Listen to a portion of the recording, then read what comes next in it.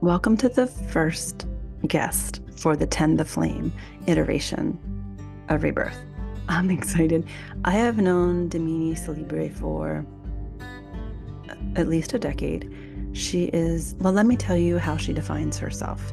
She's an advocate for the soul. She believes deeply that everyone has the right to be empowered to live as their brightest, best self. Her unique background is a potent mix of healing and creative arts that helps women share their light and make the impact they want to make on the world. Based on her book, Painting the Landscape of Your Soul, Damini offers workshops and a monthly online community called Creative Alchemy to help women have fun, explore limitations, go deep, and expand deeper into their spiritual calling.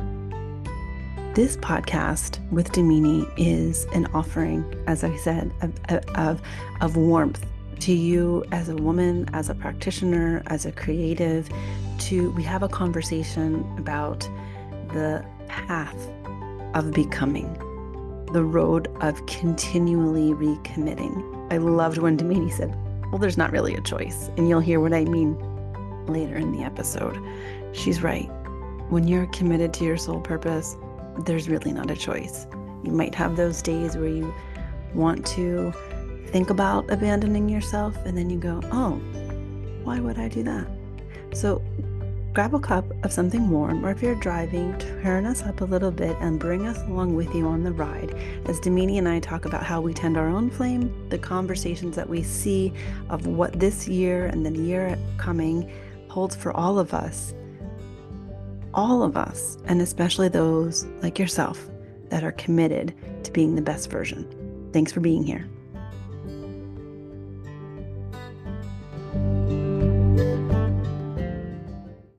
Hello, Damini. How are you?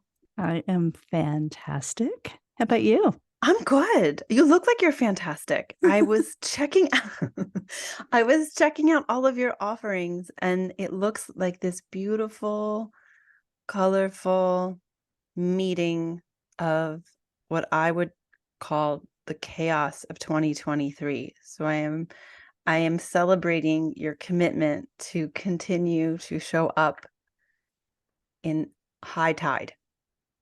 High tide when it's swirling and just taking you down. Absolutely. I don't know anyone, I was excited for this because I feel like whenever I stumble into your field, it's always a generous one. And I had all of these ideas and I still have them. And I also feel that this moment right now is like, all these ideas are great. And I'm going to do what I would like for the greater good. And I'm wondering if you're feeling that at all in your life or working with clients or anything. I think there's only working for the greater good at this point. I have ideas, I have thoughts, I have plans, and yeah, what Spirit is asking of me right now is nothing that I anticipated. So, Tell us more. That's perfect. yeah, well, let's see. I wanted to do painting as a spiritual practice because that is like the thing that excites me, right? Mm-hmm. And I'm not much of a tech, like I don't like to spend a lot of time on the computer. I'd rather go for a walk. For sure. So I've been doing a lot of asking. It's like, okay, like I got another 40 or so odd years to live. Like, what am I going to do? Like, I want to, not even what do I want to do? Can I live my life the way that my heart would let me sing? Because, it is what it is. And you're either going to live your life in a way that makes you expand, feel connected, feel like you're making a difference, and that could be just a hug, right? Making a difference. Oh, for sure. It's just right? making a difference Oh with my the God, I'm cells gonna that you have. cry. Oh, good.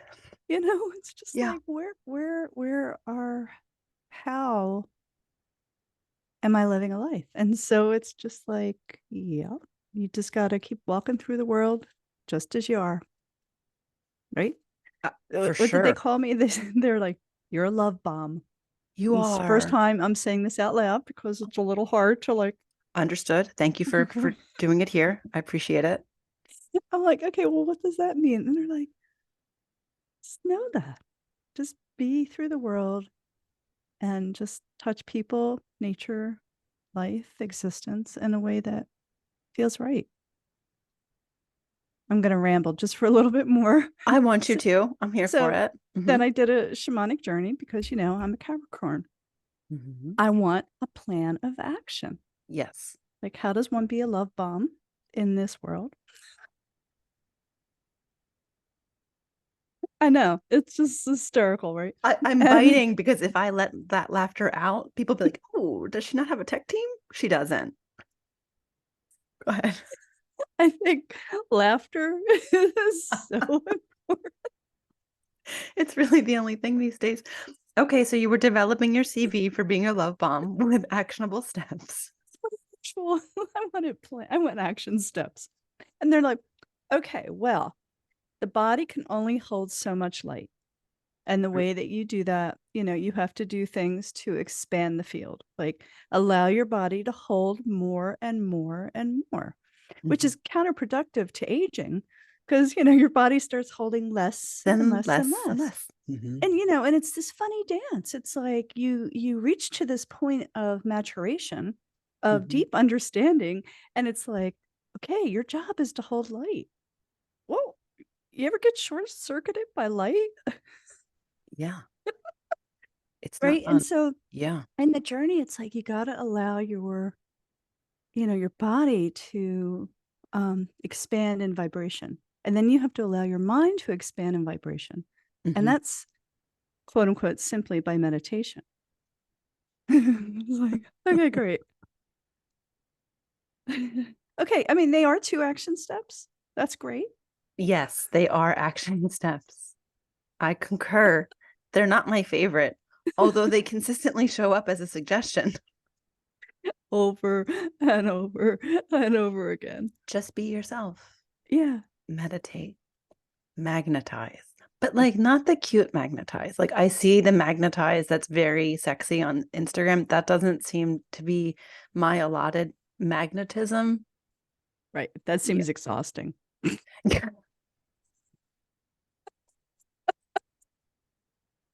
Well, let me say this about this difficulty. When you bump on into resonance and alignment, then you get to chat like this, where 45 things are being said without words. And I appreciate that. I actually have found that that's something that I celebrate like quite vociferously, since a lot of times I'm asking questions and it's not that it's going into a valley, but it's being received by a silent nod, like,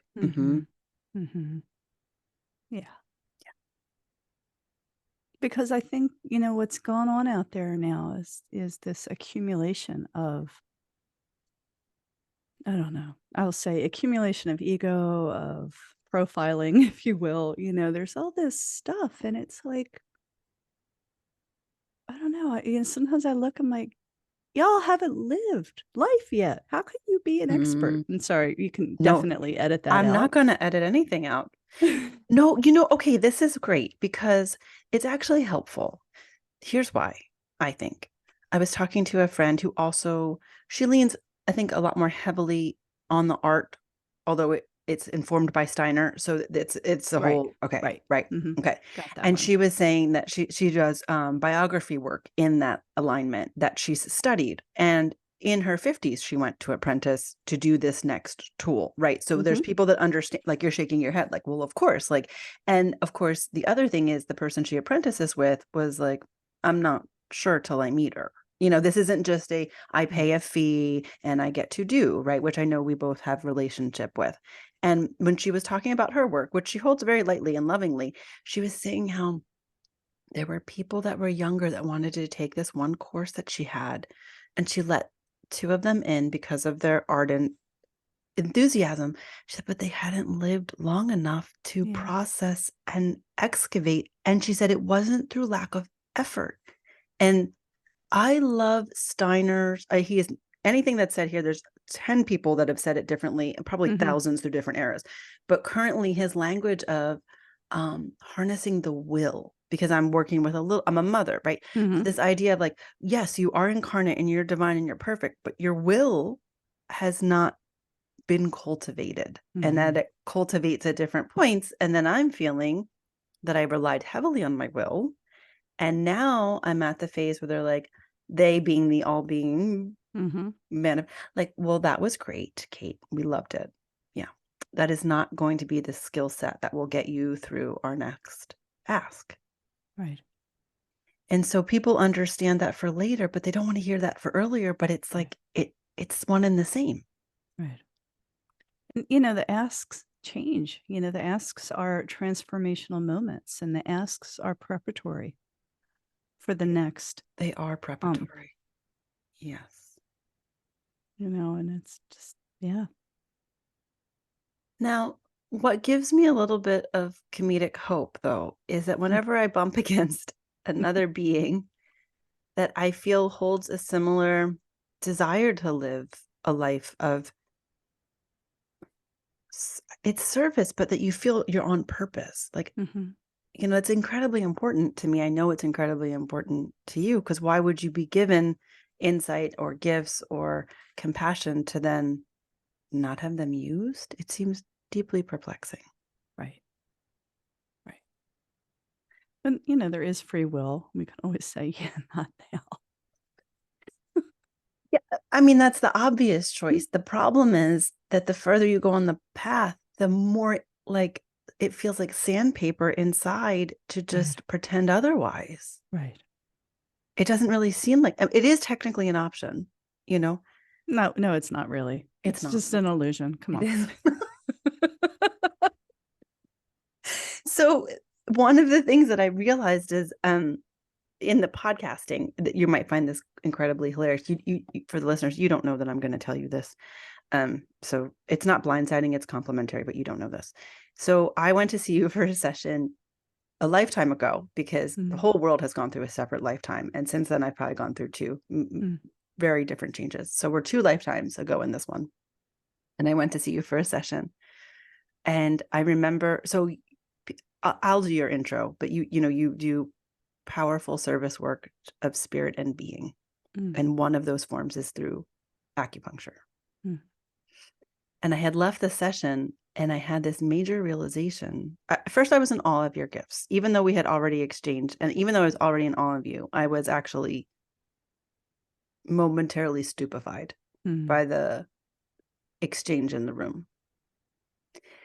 And part of the beauty of the session was, as the one voice that is not my friend wanted to rise up, this other incredibly eager voice started to explain, and I caught it in a journal, that there is more than one lawyer in the world.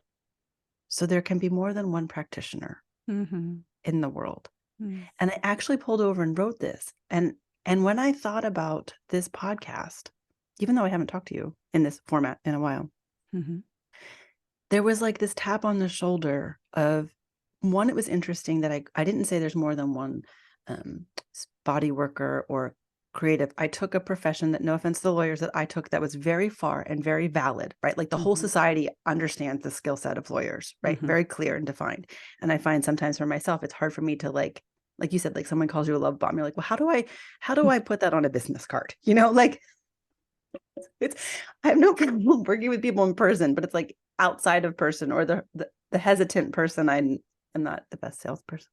So I was thinking about that, and I thought, well, that feels to me like unfinished business, that thought, not in particular between you and I, but that thought of need for undefined support, as it appears that humans are so quickly being lured one way. We know in the polarity that there will be a reciprocal need for depth. And it's not that I have an answer to this or a fair question for you, but it has come up as an evolution, because I think one of the things people think is that if you do help other people, then we must not have doubt. And that's just not, for me, that's not true. It's not of the work. I have no doubt. That's not where the doubt is. Right. It's not the work. Right. I could see in your smile. You're like, exactly. Yeah, that's not the doubt. When we're there, when we're in the work, it's a slipstream. Slipstream. It's the best place in the universe. Yeah. Because there's no hierarchy.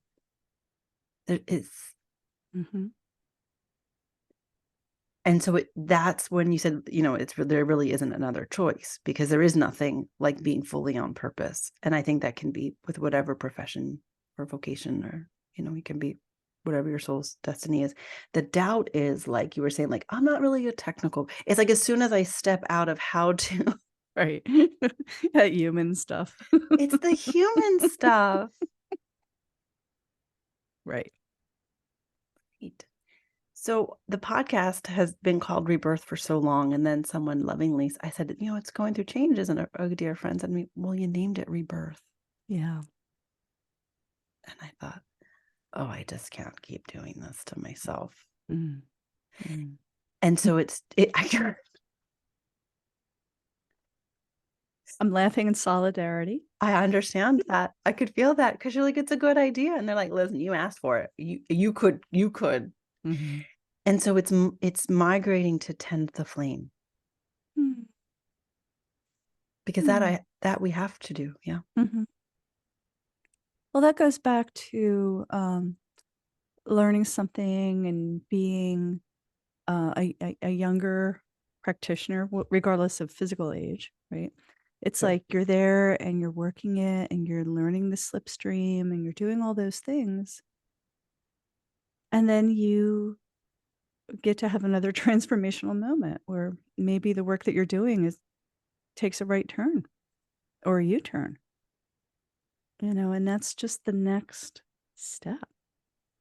It is. And that's how we grow. It's a necessity.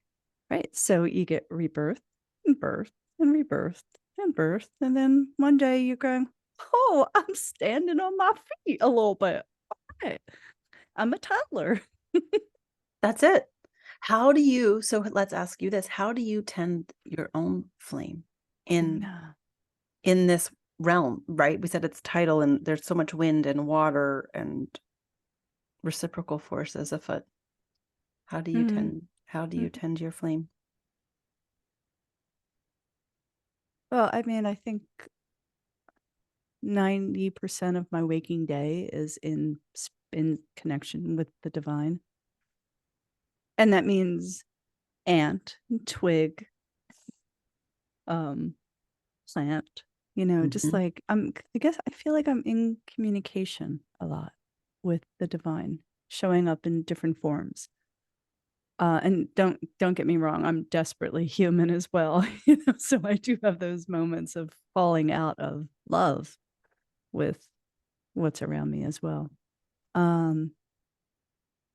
But the tending is just knowing that there is this unconditional love, and my tending is to keep turning towards it. Like just standing in the radiance of light. Especially when I'm having a really human time. And it's just like, okay, this is all I can do. So, I think for me right now, walking, hiking, being in nature is like a really powerful way that I tend. And then that transmits into either a healing practice or a creative practice, because in both of those, they allow me to get hollow and to drop into a slipstream. So whether I'm in a practice, I'm opening a portal. If I'm doing creativity, I'm opening a portal, either in connection with the web of life or one's soul, one's heart. Doesn't matter. I don't distinguish all of these now. Like where I am right now, they're not any different. We just label them different. So that's the tending, meditation, prayer, going to my altar, all of those things. And sometimes it's crawling up on the couch, taking a nap. Absolutely. Are you good at doing those things when the 3D material is at its most vehement. Do you see what I'm saying? Oh yeah, totally. No. I mean, I could say, oh yeah, but I think what it is I'm going, oh my God, I should go meditate. My behavior is so off. Like, it's like, I think there is the spiritual practice of just recognizing when you've gone awry with yourself, Yes. So Yes. yeah, that's still tending. Yeah, I love that. That's fantastic because that's what it is, right? When I'm in the slipstream, to use your word, which is fantastic, it's very easy. Mhm. It's maintaining the gossamer thread when the external world is like, well, that's not strong enough. And I was like, oh, but I know it is. I know it is. But I too do not always sit, I've rolled my ankle, like for real. Right. And I was like, it was juxtaposed on going down to celebrate a family member's birthday on the beach. So I couldn't. And I thought, oh, I okay. So sitting is the answer. So all the courses that I teach that start with the word sit, you would like me to, would you like me to do that? It's not that I don't meditate. Do you know what I mean? Like Right. this is the conversation of the tending it. And I agree with you. You either way, once you get, if this podcast has found you, you know that whatever worked on Monday might not be what is needed for Tuesday. And that is just the way it is. I'm wondering because I feel that for me in my practice, the client waves also will reflect, like there's no difference. Like I was always told there's no difference, but I know there's just, the people that come. So I'm wondering what you're also noticing in the current around you without giving specifics. Of course, we never actually discuss clients, but there's hues, right? There's hues and colors and tones that come around. And if you were going to speak to one of those hues or colors or tones right now, what have you been seeing? I think there's two things that are present right now. One is incredible vulnerability. Like, who am I? Am I getting it right? That that that that thing that really throws us off center. And there's the awareness that we're really getting thrown off center. That's actually the easier one.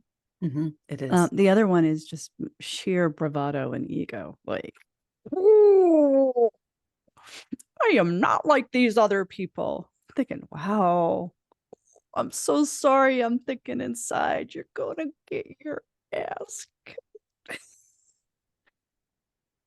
I mean, I think we all know that. Right? Yes. We all know. I mean, it's just, and that's why I've really turned around and thought it's awareness. Like, just, if we're talking about meditation, like, I remember studying with this Zen somebody, right? And he said, doesn't matter. I know, so I'm so irreverent today. He's like, all you have to do is put your butt on the pillow. That's it. If you could just do that every day, you're good. And it's just the awareness that you have to get your butt on the pillow. That's it. Or just to know that you're having, a really incredible bravado moment or an incredible vulnerable moment. Like, just, and everything in between. And when the other voice tells you, oh, that's the one. Like, I'm like, for people, because sometimes I listen to friends' podcasts. I don't intake I know I have a podcast. I deeply appreciate if you're listening because I don't intake a lot of podcasts. Silence is not as ample in my life as I like, so I protect it, right? I don't really need more information.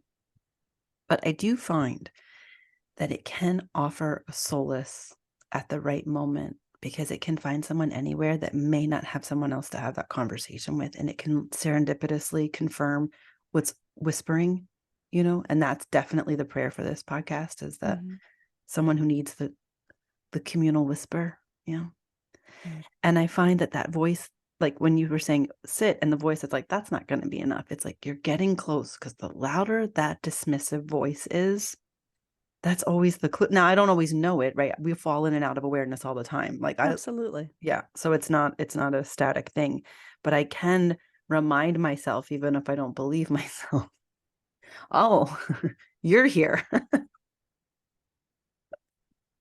That's both good and bad, because I'm not done with this lesson yet, but I'm getting closer because I can hear you. I know you're not being kind to me.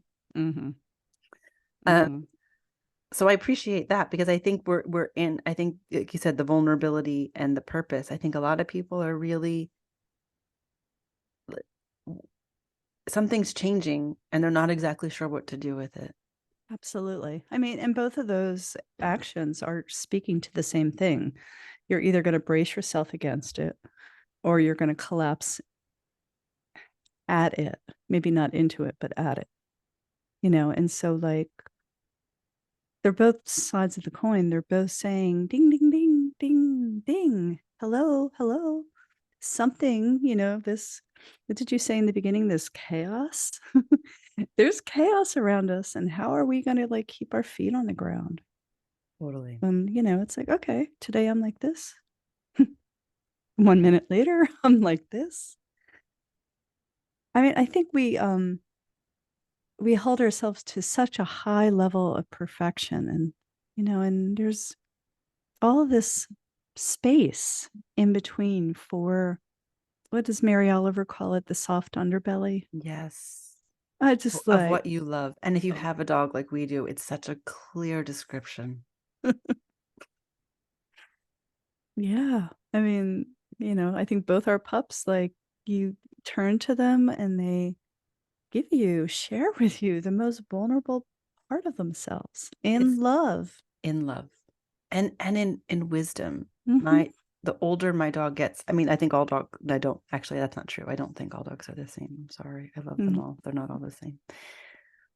Oh, I didn't say there's not a category. There's a category. Do you know what I mean? Some dogs are like, Yeah. I'm outside, it's fine. I have a rubber ball. Some dogs are like, I have work to do, and that's why I'm with you. So it's a companionship. There's categories. It's not singular. But I find now she'll get more vociferous than she was when she was younger. And when I finally get outside because she needs it, she looks at me and she's like, it was not for me. It's not for me. And I find that we like stack the deck in that way, with clear channels around us, like dogs or books, things that are unaffected by the tide of the moment.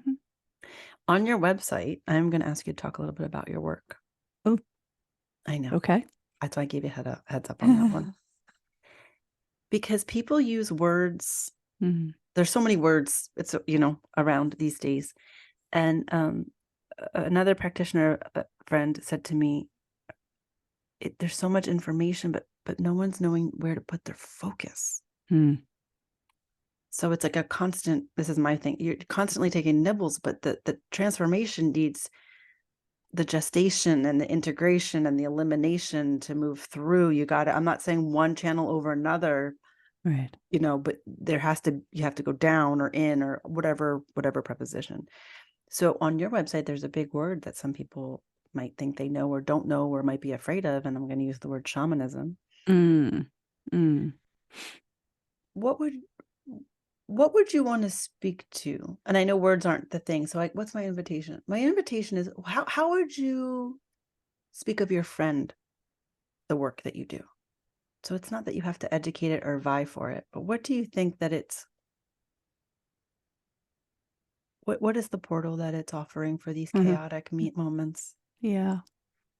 Well, I mean, I think the most accessible way of thinking about shamanism is this concept that everything around us is alive and has spirit. So you heard it once, right? Just like take it in, all of you, just take it in through your being. Like everything around us is alive and has spirit. The beauty of that is we are so not alone. We can lean into everything because everything is in co-relationship with us. So if somebody wants to know about shamanism, that's the first thing. Like, we are in co-relationship with everything, influencing everything, and everything's influencing us. Hence, why the chaos? The chaos of what's happening in other countries, what's happening on this planet, it's like stirring the chaos in us. Like, we're not separate from this. So, I mean, that's the way of living a shamanic life, if you will. That is what I think shamanism is. And then there's healing aspects of it to help bring you into right relationship with the world around you.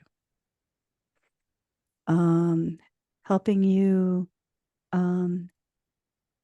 work in relationship with your guides. Some people call them totems, helping spirits, archangels, higher selves. Those words are cross-cultural, but really Yes. it's like, how do you connect in with that part of you that is all-knowing? That part of you where you don't have to give up yourselves to gain information to find the life that serves you. You can come back to yourself. So you as your inner guru in the form of helping spirits. And there's a lot of different ways in that. But those two things, like self-authority through conversations, direct conversations with your guides, and self-conversation with everything around us that is alive and is in relationship with us. I think it's helpful because, as we talked about in the beginning, it's like this, you kind of fall forward from yourself. And then when you sit down, you reconnect. And it's as soon as you open that aperture, then when you use the word slipstream, that's the connectivity is always there. But when you sit into it, it can get very obvious very quickly. And sometimes it's great, and sometimes it's less than what you would choose, but either way it can help you, guide you forward with it. And I feel that as the quickening of information happens, the idea from this podcast is to hear others speak that are speaking in a cadence that the fastness and the metallic nature of the information is not the only way to go expansive. That intuition and connection can actually and will still be more informative than anything, because like you said, you can actually put those things inside of it because they are inside the web of life. And so when I thought about why keep talking, like what is this, and it's because I believe that the if you keep that flame going inside, sometimes it's an ember. I've gone through phases where it doesn't really feel like it's lit, after you think you've got the fire and it will never go out, and you're like, I think it went out. And then all of a sudden some wind blows and you just see this whisper of an ember that can catch fire. And I think that element of wood and fire and self and matter, and anchoring to that as whatever the world decides is next on the menu for pace and whatever, you can more easily bump into the flower or the book or the song or the podcast or the person that can respond to the intention that you've been holding inside for peace or clarity or purpose, or to help your mom. It doesn't have to always be this like really large thing. It's often the small ones. Right. And it's that quality that with each avenue we explore, like if we can just give it a little bit more space and drop a little bit more deeper, like our being, our bones remember that depth. And at the next level, we can drop a little bit deeper. But we have to be willing to, come off the butterfly path and drop a little bit deeper. A little bit deeper. But, it's just like, it's the invitation. Because if you invite to go a little bit deeper, then, you do. It responds. Yeah. Capital I. It wouldn't be my preferred. There's a definitive response. So if someone is listening to this podcast and they think, Oh. How do people work with you, Damini? Well, there's the physicality if you're in the Pennsylvania area-ish. But mostly what I've been doing in this desire to go deep is I run a membership group called Creative Alchemy. And so every month you cuddle up on Zoom with your pencils and paints or a pen, or your body, and you can move.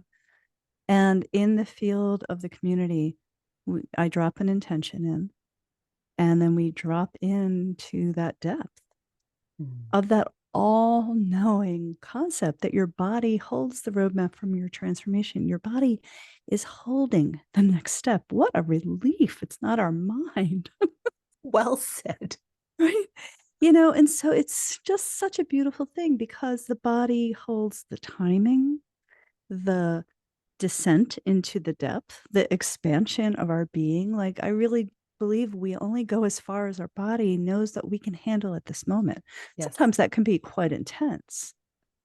And sometimes it can be really just such like a kiss from the wind. But, it's like, so it's kind of like somatic work with creativity, if you will. But as a community, we hold the intention, we go down together, and you're just pardon me, allowing your body to communicate with you through the realm of intuition, of heart, of soul, of deep knowing, of potentiality, of unknowing, of what's blocked, what's scary. And, you're just painting, writing, moving your body, breathing. Some people just sit and breathe. But as you know, Kate, and probably all of you listening, like, there's an incredible magic of gathering in a like field. And so right now, that's what I'm doing. We go every month, and we've been going for about 3 years now. And it's just, and people come in and they drop in. It's just like, it's really beautiful. It sounds lovely. Yeah. And in a world that has so many options, to enter into a sanctified field is really powerful and nurturative. In an easy way. It doesn't always have to be hard either. It doesn't have to be this like shovel. Guess what? It's even fun. Like, I think there is a lot to be said about doing something that seems ridiculous and fun. And, most of these people are not artists. Like that one, that's a really important to know. Yeah. Like, it's like your inner being. It's like, oh, give me a crayon. Right. Let me just express myself. Yes. And, that in itself is freeing. It is. Thank you. That's a wonderful invitation. So that can happen for anyone, anywhere. And I would highly recommend them getting your book as well. Being in the Land. Yeah. Because that's a fun book.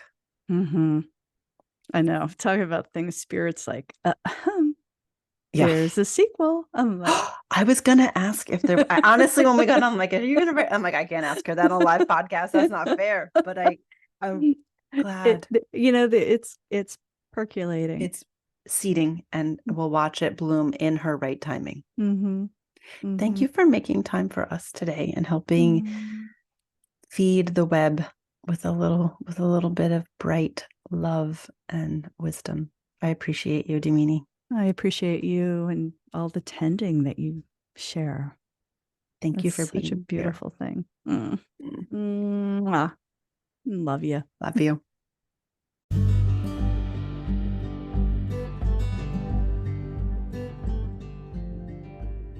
Isn't Damini amazing? I loved this episode. I found when she started to use the word slipstream, it is this precision of one that has created their own relationship with themselves and their purpose. When I'm in the slipstream, where do you find yourself in the slipstream? Is it baking, working, in the silence of the morning? I found this episode was so affirming for the quieter, like she said, I'm being irreverent. And I think there is a place for our irreverence. There is a place for the pull yourself up to the fire and be honest about what it is to be human in these times, and to be on purpose in these times, and to be honest about doubt and drive. I'd love to hear more about what you thought of this podcast. And of course, if you are interested in working with Damini, who I highly recommend, you can go to her website. That's Damini Celebre, CELEBRE.com. Of course, you can look below. You can check out her Creative Alchemy Monthly online class, or you could get her book, which I highly recommend. I've used it myself. I've recommended it to others, and I recently even brought it into a classroom environment. More on that later. But let me tell you, I think more than anything, the idea that it is time to do the ridiculous and have fun is something I'll be taking away from this episode. So if you want to let me know what you're taking away, send me a message, kate@katebretton.com. I read and respond to all of them. Have a great rest of your day. And of course, as always, share the Rebirth podcast with someone you think that might benefit of the reminder that they're not alone. Or if you're feeling generous this holiday season, you can leave us a 5-star review on Spotify or Apple. Thanks for listening.